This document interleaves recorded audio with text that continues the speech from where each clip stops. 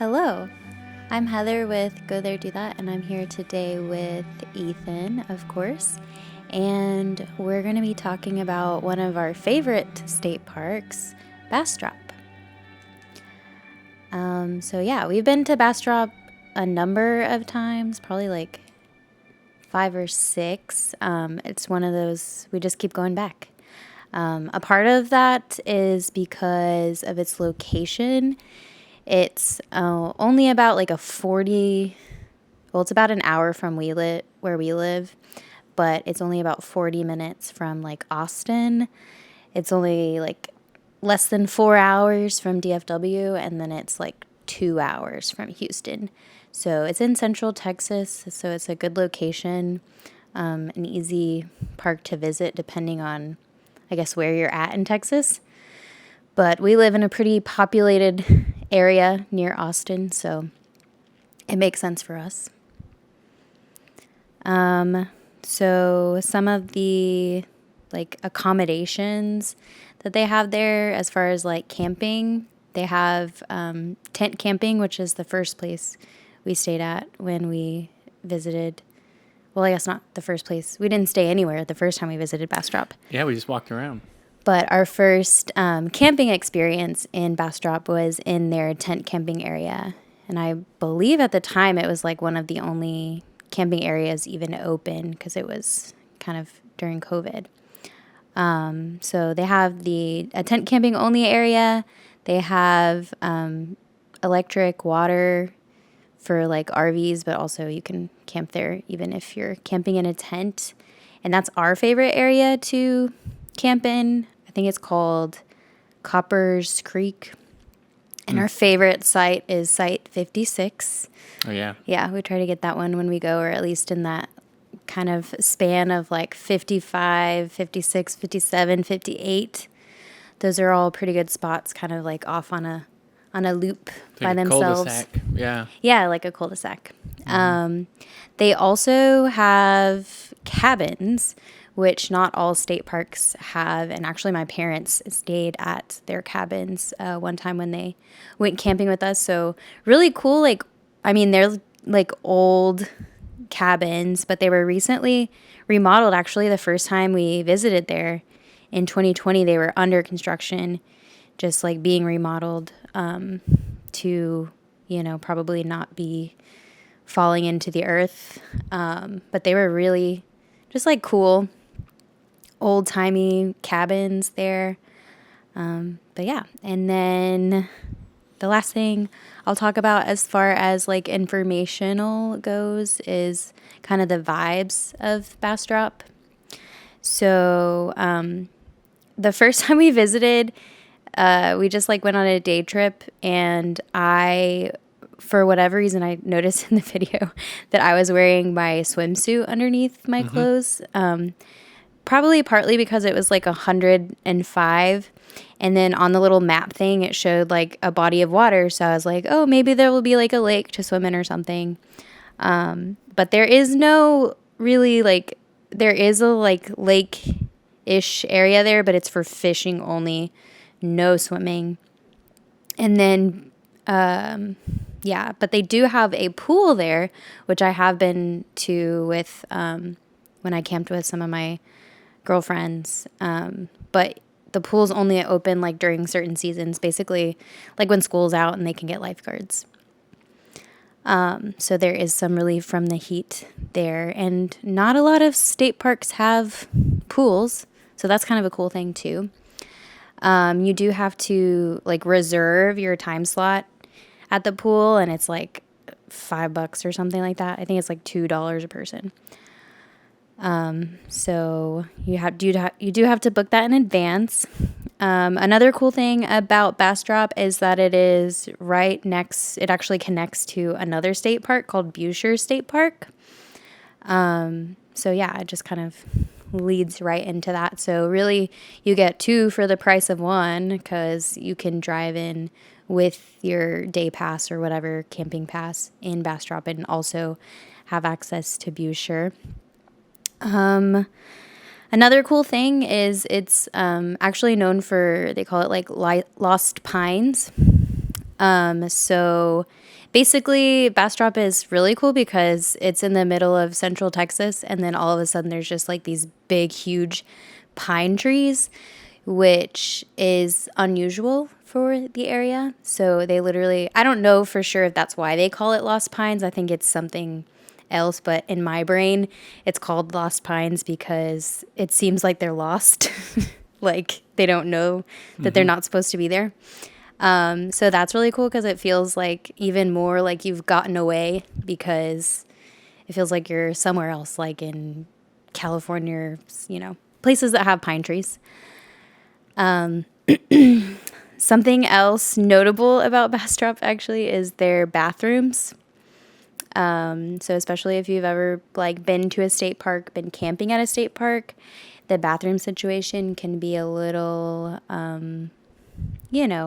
like you have somewhere to go to the bathroom, so that's always nice. But they can be kind of like gross and sometimes even scary. But the bathrooms at Bastrop are like recently renovated and they are really, really, really nice and always clean when we've been there. So that is definitely a pro for Bastrop. And like all of the bathroom areas have been renovated. The one in the tent camping area, the one in the RV camping area, they're all nice.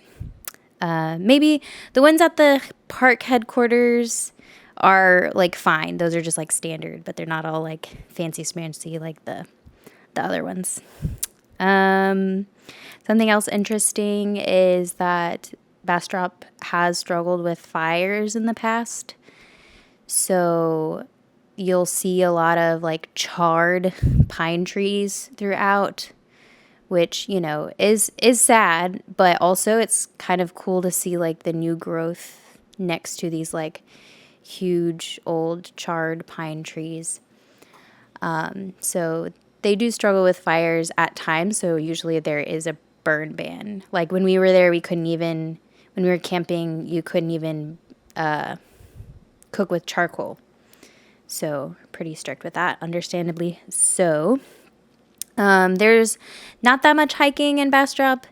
There's only like 7 miles of trails. They're all kind of like short for the most part. But, if you're just kind of wanting to hang out and enjoy beautiful scenery, that's fine. And the last cool thing about Bastrop's vibes is that it is in Bastrop, Texas, which is like a really cool, cute little town in central Texas. There's been a couple of times where we scooted on down to the downtown area for like breakfast or dinner.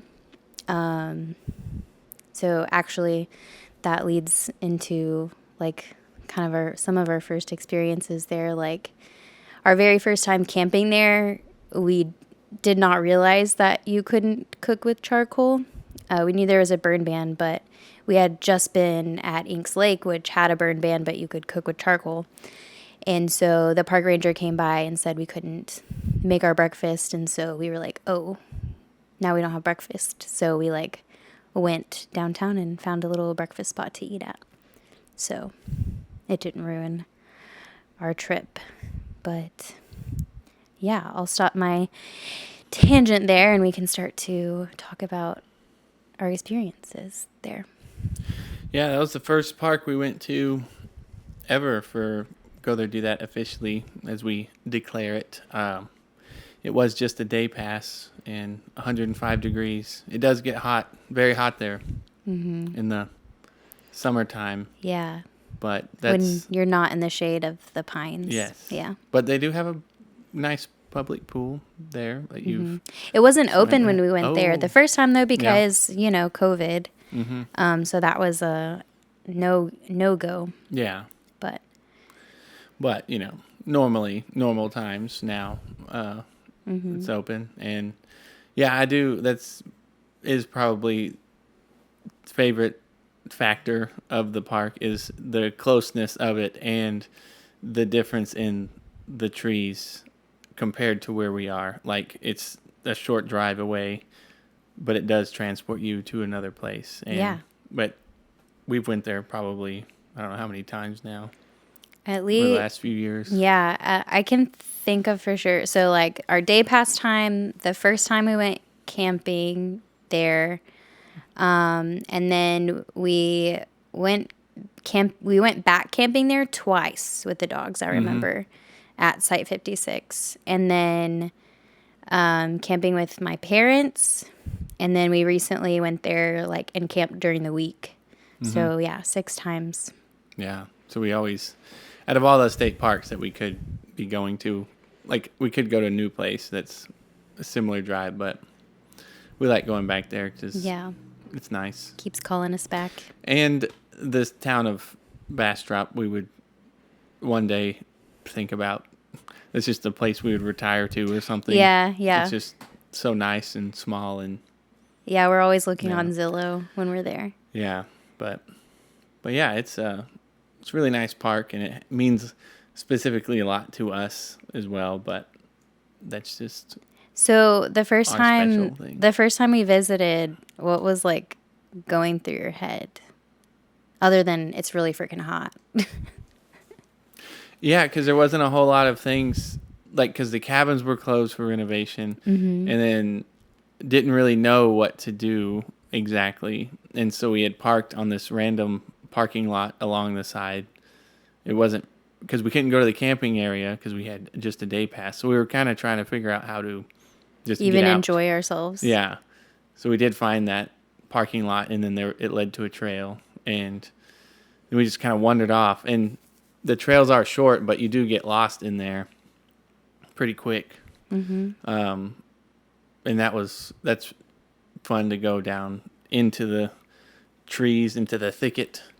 If you and there's a trail that leads you up to the top of that viewpoint, or you could drive up to it. But there's like a stone little pavilion Yeah. type thing, and that overlooks like the whole park basically, and you can see the sunset from up there, which is our first visit there. That's what we ended up doing, which was cool. We had the ideal Bastrop experience. Yeah. And what also is pleasant is the drive from Bastrop to Busher. There's a lot of really tall pine trees between those two parks, and the drive is just pleasant as well. Like it's just different.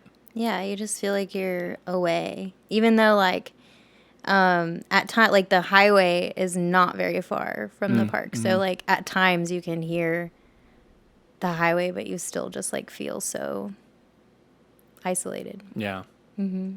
Yeah. So it's like the ideal weekend getaway. Yeah, so like Yeah. I remember our first time there, and yeah, there wasn't a whole lot to do. It was really hot, so like we walked around a little bit. But even just like I think we like made it a point to stay for sunset. And so even though we didn't do a lot, just like watching the sunset at the end of the day was like enough. Like I remember feeling like in that moment just like, oh, this is like a good idea.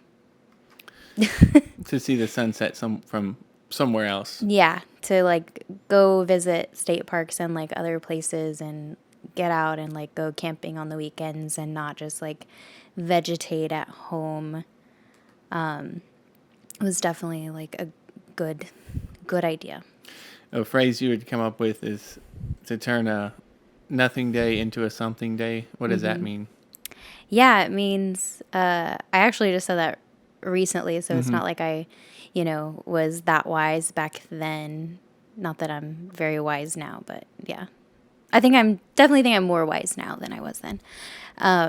But yeah, turning a nothing day into a something day is like really any day can be a nothing day. Like you can just go about your day as normal, and then you get to the end of that day and you're like, wow, I did nothing, even though you've always done something, like you worked or you did a load of laundry or whatever it was. But like, I don't know, we just like had a lot of days where it felt like we did nothing other than just like recover, from life. And so, but you have the power to change a nothing day into a something day and just like we just decided to get a day pass and go to the state park 45 minutes away.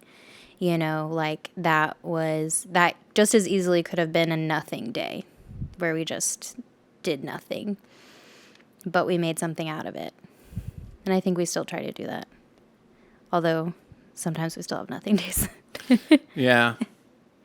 Yeah, it gets, life will throw a bunch at you. Yeah. But you can always make something. I mean, even just going for a walk. Right, yeah. Is something. I think that's when I said it the other Yeah, day, you because did. we were talking about it, and, you were talking about how you just, like, felt like you hadn't accomplished anything for the day. And I was like, we're doing this right now. Like, we're making this nothing day into a something day.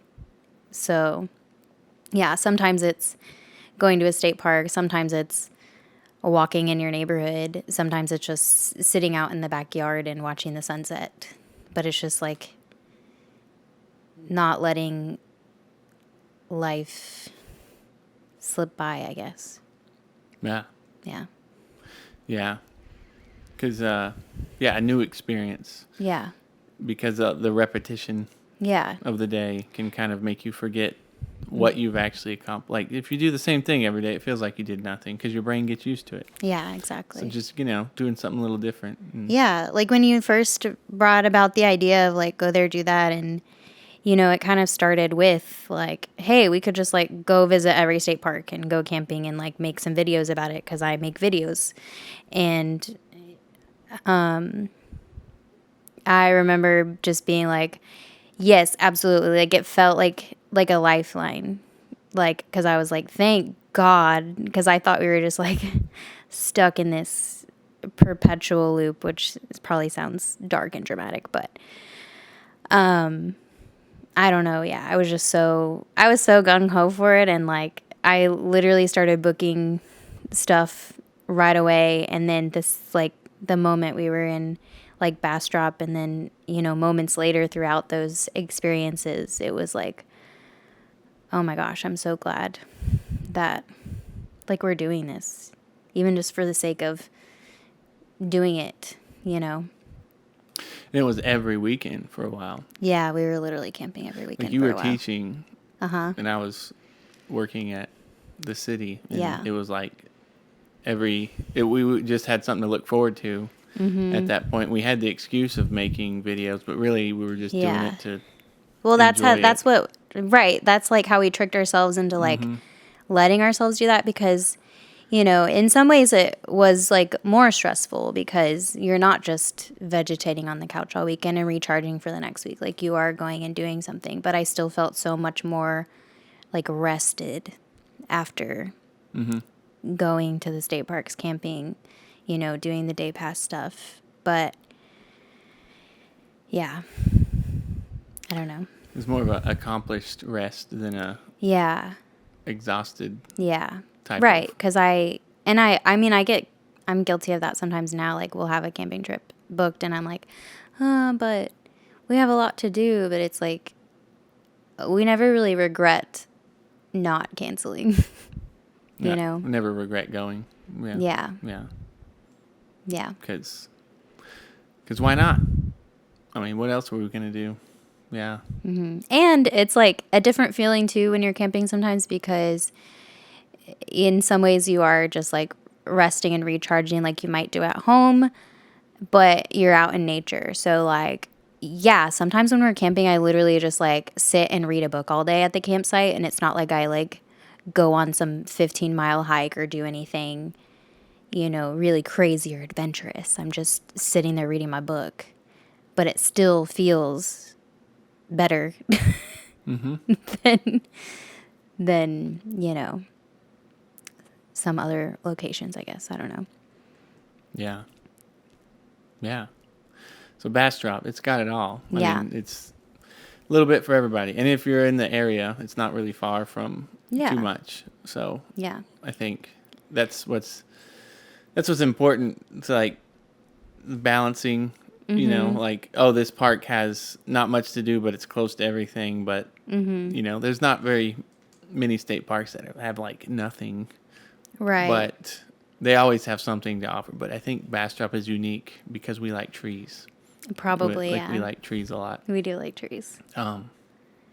Yeah. But the first time, so we did the day trip, and then I think Bastrop was like our second camping trip.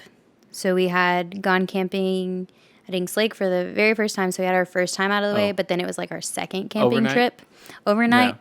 And it was like during COVID. So it was really hard to get reservations because everybody else was also camping. Because it was like the thing you're allowed to do. And then, so for a while there, I could only get like one night at a time. Because I remember your like mom had asked me like, how are you getting all these reservations? Because your family likes to go camping too. And I was like, it's literally just me saying, sure, we can go one night. Like, like being very flexible, not like being picky about what site I get or whatever. Yeah, anyways, but so it was our second camping trip, and yeah, I don't remember I remember like walking around, so like we didn't adventure into the camping areas when we went for a day pass, which now, knowing what I know now, it's not like we weren't allowed in the camping areas, but I was just like, oh, we're day passers, like we can't go bother those people or look. But yeah, you can definitely just like drive over there and do a loop or whatever, and sometimes there's parking areas there too. But anyways, so we like explored more of the camping areas, and most of them are closed, I think. Maybe, so there's two RV camping areas. One of them is water and electric, and one of them is full hookups, meaning water, electric, and sewer. And one of them I think was closed. So I think they had the tent camping area open, and then one of the RV camping areas open. So we just kind of explored around there, and again, like the pool wasn't open, we couldn't do that. I think we got there, like we just had one night, like Saturday night. Yeah. And I think we got there like in the evening-ish. Like the sun hadn't gone down yet, but it wasn't like we got there at, 12 o'clock. Yeah. Like it was later in the day, because I think we just made dinner with the charcoal because we did not know we weren't allowed to use it at that point, and no one drove by. And then, yeah, we went to sleep in our tent and woke up the next morning and couldn't make breakfast. But that's really all I remember. What do you? Yeah, we just drove into town and it was lovely. Yeah. That's why we were able to discover the. Yeah, and it was like nice. A cute little like, mom and pop breakfast place, not like IHOP. Yeah. So that was fun. Yeah. That's good. Yeah. And then I know we've been there twice with the dogs. Like with Danny O'Malley, and Smoosh has also camped there. I feel like we might have camped there without him first. Oh, and we filmed the van video, like our van tour video in Bastrop, actually. We sure did. Yeah. Yep. Yeah. But yeah, and it's like a really great park, like camping with it's like every time we went, it's like you get more comfortable with camping there specifically too. But like, I think like when we went camping with the dogs, we like set up a hammock and got like more comfortable. So we only tent camped there once before we had the van. Yeah, pretty much. Okay. Interesting. So yeah. So we camped there twice, I know, with the dogs and hammocking, and I remember reading in the hammock, and we put like Danny in the hammock with me. And she was just like swinging with me. Yeah, happy as can be. So really like lots of good memories there. Lots of very good memories in Bastrop. And I remember last year I went camping at Bastrop with two of my friends in the van, and that was my first time to be there after like Danny had passed. And so I remember like feeling weird and emotional, but also, around, they're my friends. Like, it's not like I'm scared of crying in front of them, but also didn't want to like kill the vibe. So I'm kind of glad that the first time I was there afterwards was with them. So I could push my emotions down a little bit.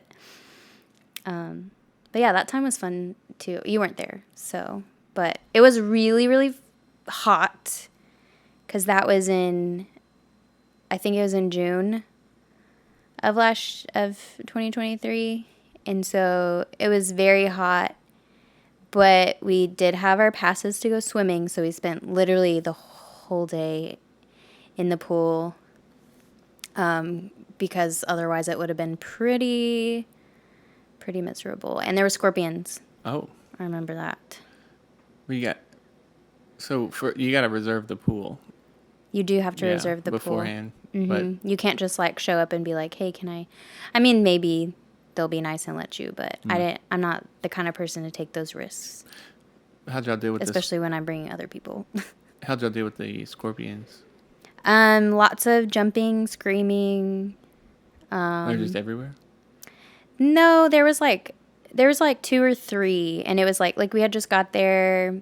We got there and like the sun was kind of already down, and so we got our chairs out and we were getting all settled, and it's instead of 100 degrees, it's dropped down to 97. So it's nice outside, and we're all settled, and then you like see them scurrying across, but. Yeah, so I feel like we put up with it for a little bit, and then we like went inside, and then I think the next night we like went inside, like we're in the van before it got dark, because we were like, no, thank you, not dealing with the scorpions. Yeah. That's funny. Yeah. Well, golly, and there's also fireflies there. Last time we went, there was a lot of fireflies out in the woods. That's another big plus. I thought they were all dead for a while. You don't really see them as often as you might have when you were younger. But yeah, out there, there were several. Yeah, they were like right across from our campsite in this little like bushy area. Yeah, and you could just see them. Yeah. I mean, there were a lot. Yeah. So it wasn't just 1 or 2. What else we got on Bastrop? We've been there a few times. We can kind of summarize it now. Oh, well, yeah, the time when my parents camped with us, the cabin they were in was probably, which it's not like I've been to any of the other cabins, but I feel like it's the best one because of the little like back patio area was really cool. Because the way the cabins are, they're like up in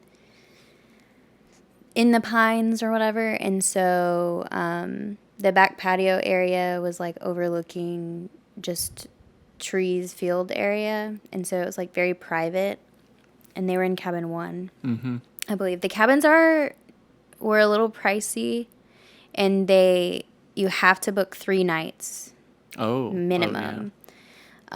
So you can't just like get it for a night or whatever, but yeah, they were a little pricey, but they've got like I think it was like place to sleep probably 6 people at least, and then it's got like a little kitchen area and a bathroom, and then your back patio area. So if you're like, my parents don't really do camping, but they wanted to like do something outdoorsy with us, which was really nice, and so that was kind of the compromises. You get to stay in like a cabin with like your normal amenities, which like I can talk, we camp in a van. We also have our normal amenities, but not conducive to sleeping for adults, I would say.